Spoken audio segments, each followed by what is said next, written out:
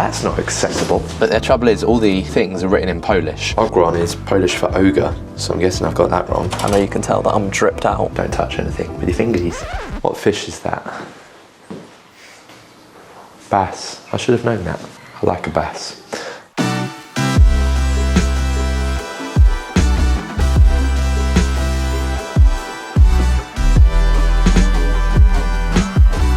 Hi guys, welcome back.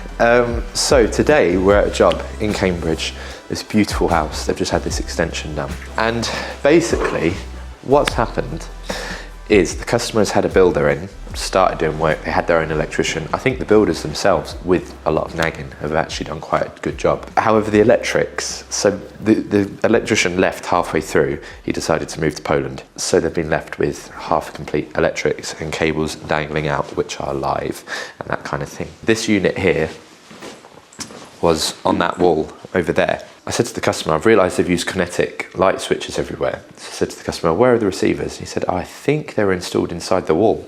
Over here, so inside the wall. That's not accessible. And lo and behold, they were. This isn't this is the sockets. I've not cut these holes out, I've cut these out and this. Now, cameraman Max wasn't with me yesterday, so I filmed it on my phone. So, let me show you that. So, got all these lovely twisted up cables here. There's a lot of, I think that is Polish writing. That is how it was left. It was just left chucked in the wall back there. I've chopped this out, don't worry, non-structural. And it turns out a lot of these cables are actually going that way. So I thought rather than have the control panel on top there and have to struggle, because the plinth is quite deep, I'm only gonna have that much space to actually access and wire it all, I've opted instead to find the cables this side and put a little control panel there. So I'm gonna have a little command center, and you can see just there where all the cables poke through the wall. I'm hoping I can pull all these out here and then mount a little control box out here and do all the wiring there. Okay, so did that make sense? So all the cables were literally just hanging in that wall. All the earth's chopped out, and the ones that were there were just twisted together, so no earth reading on anything. I've had to make a lot of damage here, but this is all getting covered up to that edge there anyway by that cabinet, but I thought I'd just do a rough fill, which now it's dried, I'll come and do another one. I'll show you. So I've not wired this yet, I've just wired one, just so they have some temporary lighting overnight in that area. I've just put one on, so don't worry, this is not how it's going to be left. So the plan is to have all the control cables inside here, and then they're nice and accessible, and if one of them fails or needs changing or anything like that, I've not actually had one of these fail yet, but I imagine it's inevitable that something is going to fail on them eventually. So it just means that if anything goes wrong, we can just access it and it's hidden behind the door. It'll be all labelled up and neat. I'll show you as well, this is just for the chandelier here, so I've just put that on this middle light switch, just so they have something, so they're not completely in the dark while we're working on it. What fish is that? Bass. I should have known that. Nice. I like a bass. So I've got to figure all of this out. I don't know if that's an outside socket. I'm not sure what any of that is doing yet. This is a funny one, right? This is also, I have no idea what that is. Reuben just maybe check to see if that's live. Fortunately, that seems to be dead. This armoured cable here is running down to the garage. Not down to the garage, sorry, down to like an office. And it comes out into this flex. So you've got this quite a hefty size home office down the bottom of the garden. It's running off this, what looks like a 2.5mm flex. Yeah, 2.5mm 3-core. And out of the top, which I'm not a huge fan of, and the armouring isn't earthed. But anyway, that's not the problem. Well, it's one of the problems, but it's not what I have issue with. The issue is this cable here. So I'll show you where that goes in a sec. But what we need to do is run an armoured cable to this. That utility room is the other side of this wall. So what I've got is I've got an armoured cable, and whilst I'm doing that control panel, I'm going to get Reuben here to run an armoured cable through back to the consumer unit. All the holes are already drilled, so he literally just needs to route it through and clip it back to here. You getting all this, Reuben?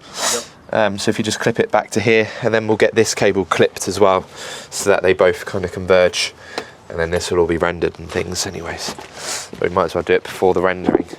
Right, what brand do you think the consumer unit is going to be? Comment below. Pause here and comment what brand it is. Wow, good guess. British General, made in China. So you've got these here where none of the labels correspond whatsoever, but I have to say, right, I was actually quite impressed at the quality of the workmanship inside. I'll show you that later, but it's really quite neat inside. But the trouble is, all the things are written in Polish. So yesterday I had the old Google Translate out, and I've been translating some of it across, and I'm learning. It's actually quite useful exercise, but I'll get Reuben to empty this out. But I've got a hole drilled down there, so just below that gas pipe, so that then runs through. It comes out there underneath that kickboard, then Reuben can just run the cable along underneath the kickboards, and then we've got the hole going out, and then he can clip it along. You good with that? Cool. So now Reuben has a job. I'm going to get on with the lighting controls, and then we're going to start digging deeper into all the other oven finished jobs. Like the oven isn't finished, that's not connected. There's loads of different bits and pieces which aren't finished, and I imagine we're probably going to keep finding more as we open the can of worms. But that consumer unit, I'm tempted just to replace, because it's a dual RCD consumer unit with no spare spaces for that shed supply. Oh yeah, the shed supply. Let me show you how it's connected in a minute, right? So you see that flex coming out of the floor over there? That is the flex for the outside shed. So basically the whole shed is running off of this 13 amp socket. Not cool. So we're going to fix that.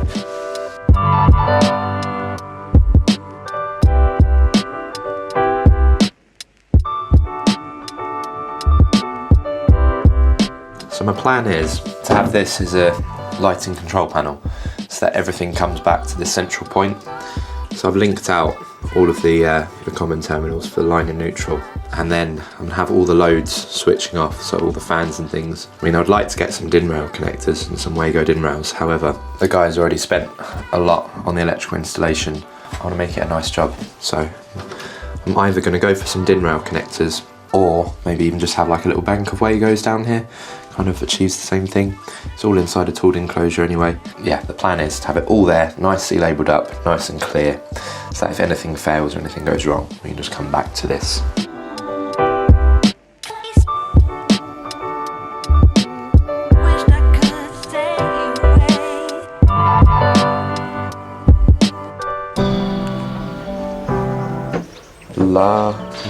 Lenato. No, I think it means on. Lenato buck. I have no clue. I googled that word, ogron. Ogron is Polish for ogre, so I'm guessing I've got that wrong. Lenaton no buck, lamp, light on wall. Haven't I got a Scooby-Doo, mate? So because the kickboards, or the kickboard is going to go back along here, I don't think I'll be able to run it across the front of these legs, because it might be too far out or like pushing it forward. So I'm trying to run it behind it. But here, there's a board that goes all the way down, so I'm just trying to run it behind that as well.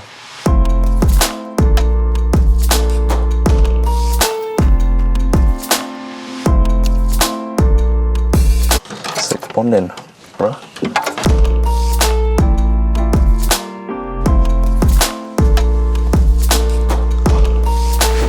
Perfect. I can now go get a girlfriend.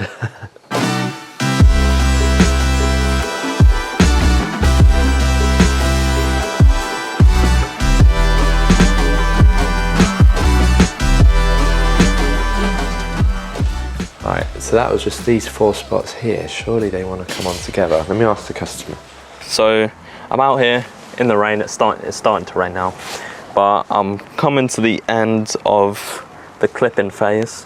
I'm just gonna, I've marked out most of the, like where I'm gonna drill for this cable to come up just along the same level as that I've clipped that cable, and then we're gonna join into that whisk box, but probably gonna open it up once it's dry, or at least chilled out a little bit, just that we don't get too much moisture inside.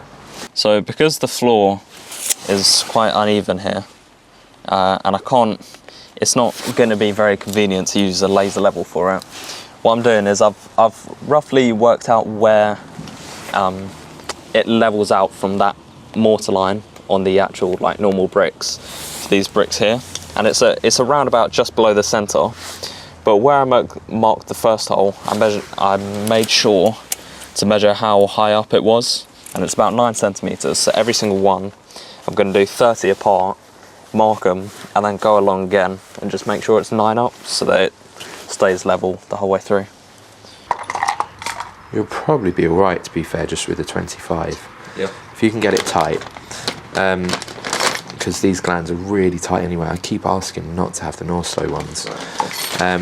What you want to do though, because if you've already clipped the cable, I should have said, I probably would have terminated it that end, and then terminated this end, and then pushed the slack back so that you're not fighting. Oh, I see what you're saying. But you've got a challenge now. Put these in on both sides. Yeah. Put the box where you think it's going to go, and then do the, you know, my cable tie trick. Yeah. So you know exactly where to cut the arm ring, and then you can offer it up and put it in. So I would just, and then push it onto that. Don't terminate it and then try and put it in. You're probably better off putting that all the way in and then offering the cable into that. Right, okay. Let you go follow him, because I'm just going to be wiring this for the next decade.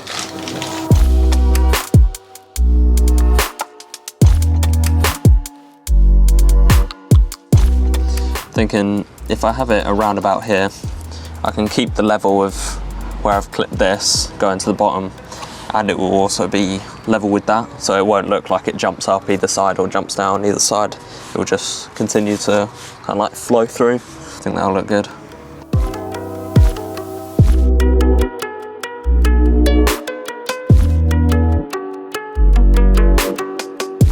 You might be wondering why I only have one glove on.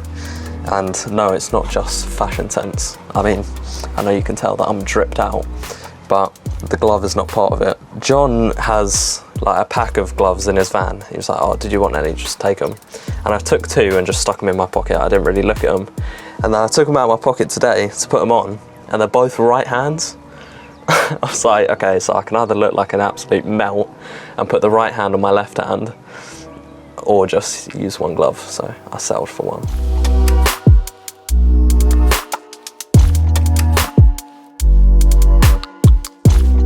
You know that sound bite that's going around at the minute? Time to do some sketching.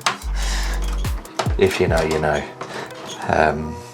But I'm basically trying to figure out what all these cables are, and I think the quickest way to do that sometimes is just to liven it up and just see what comes on, see what happens, and don't touch anything with your fingies. So this one was labelled in Polish. I've just Google translated it, lamp on wall. There's lots of lamps and there's lots of walls. Well, there's at least 4. So let's see what one that is. Okay, so that's not doing anything yet. No? One on the wall. What one on what walls? Yeah, that one, that's what I said. Oh, my bad. I thought you meant... No, I pointed to that one right there, mate. There we go, that's lamp on wall. Makes sense because it's a lamp and it's on a wall. So those wall lights were labelled WC light. So I've put them in a controller over this side thinking they're for the WC, but they're not. And I reckon this one that's over there is not. So I've relied on their labels, which I've translated, and the translations do make sense, like 3 lights above the thing and that, but they've labelled the cables wrong. So it's really frustrating, because now I've just spent ages putting them into the wrong terminals because they're labelled wrong.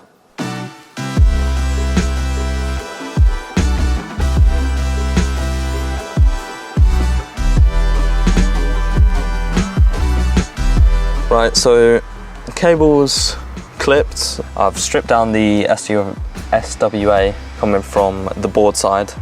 Just trying to get it into this whisker with the other cable that's already in it. And yeah, just wrestling with it until it goes in.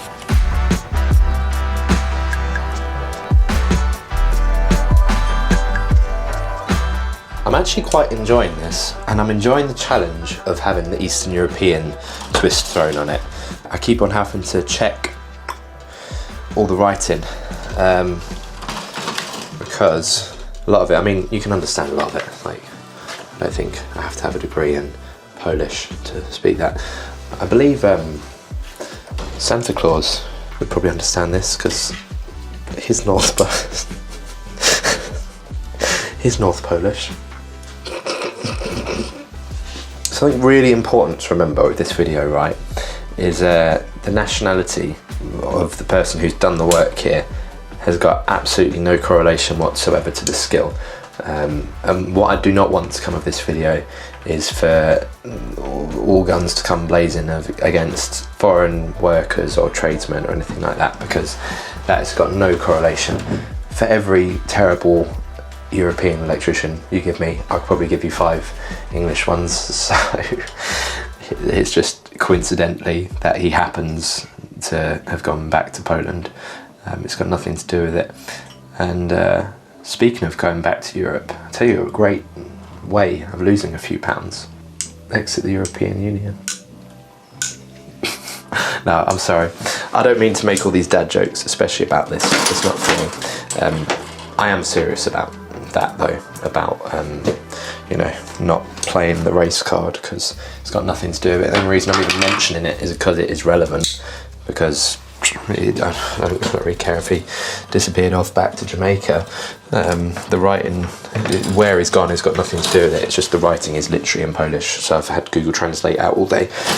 And I put it on my Instagram story as well. If you follow me on Instagram, and you'll see I've had some help on there as well, trying to decode, because the trouble is, it's not just a case of Google translating it. They've used like acronyms and things, and I would make just as many jokes about the Mediterranean, but the trouble is, as soon as I start going down that route, I just start to falafel on. So we'll get this build finished. You know that one. We'll get this board finished, we'll get this wired up, and then I'll show you programming it, because I've just discovered something really cool about these off-brand switches.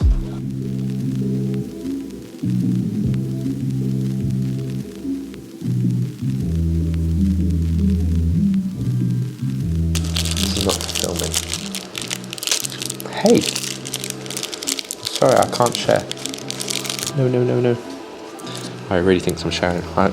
So because all of these are all random, the plan is I'm going to connect the earths in a minute. I'm going to swoop them all around and make it look nice. So these earths I'm going to dress in and connect up and make look sexy in a little while.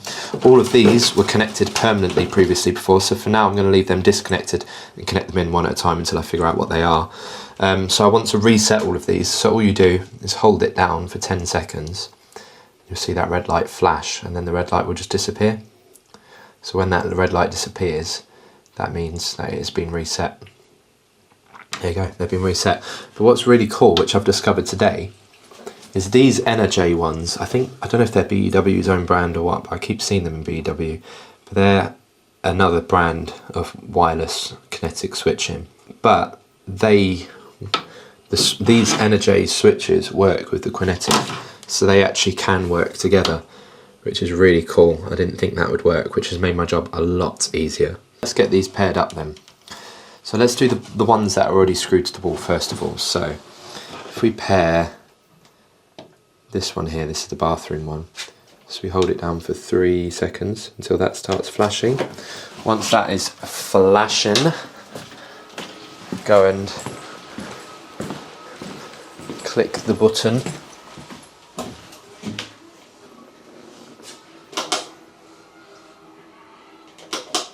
There we go. So now that one is paired to that, and then I want to pair this one to that fan. So let's get that going. So now this bathroom's paired up. So we've got a fan.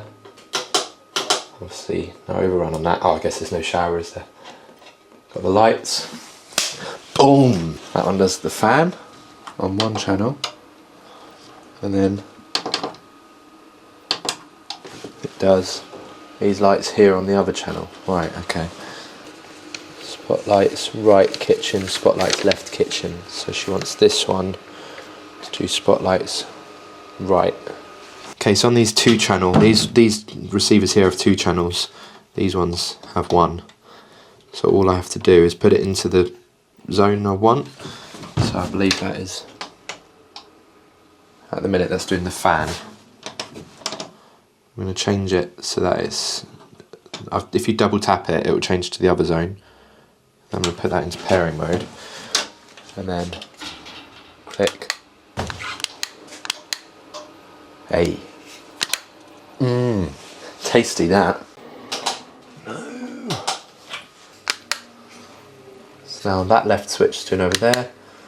This right switch is doing over here. Fantastic. And we want this middle switch to do the chandelier.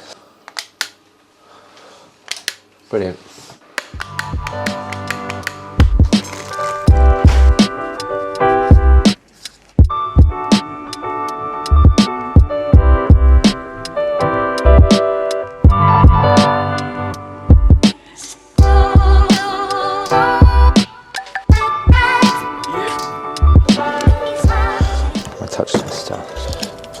Guarantee that that is live.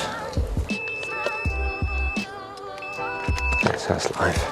I wonder what this one's all about then. It's so strange.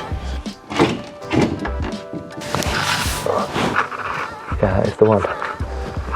Where's that going back to? So it looks like it's coming off of that plug socket there, isn't it? Do you want to just give that cable a wriggle, Reuben?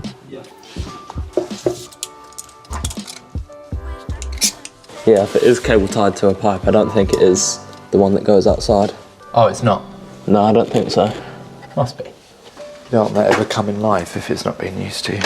Right, so these cables here are actually going down to an armoured cable, except the armouring is just cut off.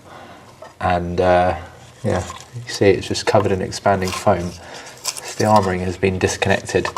So you can see there the armouring has actually been cut off right down here.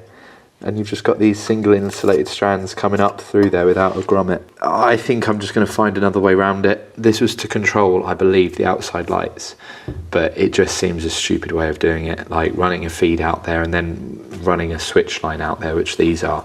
You've already used Quinetic switches everywhere else, so I think we'll just use Quinetic switch in there and sack this off, plaster the wall, get rid of that armoured cable. Sounds wasteful to waste that armoured cable, but the thing is, to actually get to that gland to do it properly, I'm gonna have to take this off, cut out the wall and repair it all to actually get that gland connected, because I can't just leave single insulated cable in the wall with all this polystyrene and expanding foam and stuff. You might get something like plasticizer migration for a start, and also it just is rough on every level. So we've used Quinetic switches everywhere anyway, so we'll just put a Quinetic switch there, and when they want to add garden lighting we can do that later. Right, so all of these cables here were connected up permanently live, but at the minute everything seems to be working without them. So my best guess is that these are doing all the outside lights and bits and pieces out there. So I'm not going to connect them up until I can identify them. So my plan is tomorrow I'm going to strip all of these back and just long lead test each one of these, get my R2 lead out, test every single one of these. I'm going to connect up all these earths now just so that they're done and I can forget about them. And then tomorrow figure out these. I mean, there's not actually that many. There's only 4 conductors here, which is not really that bad. It shouldn't take us too long at all to identify them. And once we identify these and label them up, okay, 6. Counting's really not my thing. So there's only 6 of these here. Oh, 7. No, it's not really 7. It's just 6. We can get those labelled up, get those identified, and crack on. I think we've got quite a lot done because it's been a case of fixing someone else's problems. And the thing is, right, I'm always a bit dubious when a customer rings you up and says, oh, I need you to come and finish off someone else's work. Straight away that is alarm bells, red flags ringing. And I've already said this to the customer. I said, I'll be honest, when I came to quote it, because I came to actually have a look rather than just give an hourly rate to begin with, because I think straight away, why is the tradesman walked off site? Is it because they're falling out with the customer? Is that because partly maybe the customer's fault? Maybe they didn't pay or something like that? So I was always a bit suspicious. But fortunately for us, the customer is a legend. So that's not been a problem at all. So it's really nice just to be able to help them out, getting it all finished. So tomorrow I reckon we'll probably get pretty much all of it finished. We've got a load of bits outside to do as well, like connecting up a shed and running some supplies around there and all that kind of thing. But in the meantime, that is all for today. Thank you very much for watching. Don't forget to like and subscribe. I'll see you next time.